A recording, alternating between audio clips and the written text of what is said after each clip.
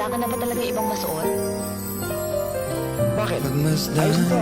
ang ulan, unti-unting pumapatak sa mga halaman at mga Sino tumingin dito sa atin, di ba? Kung gusto mo, mag-taxi tayo pa uwi. Alex, pwede ba?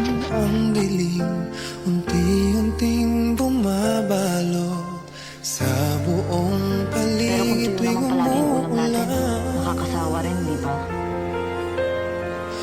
Kasabay ng ulan, bumubuhos ang iyong ganda.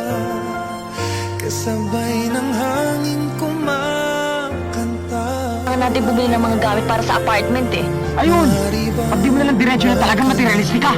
Sa piling ko'y lumisan pa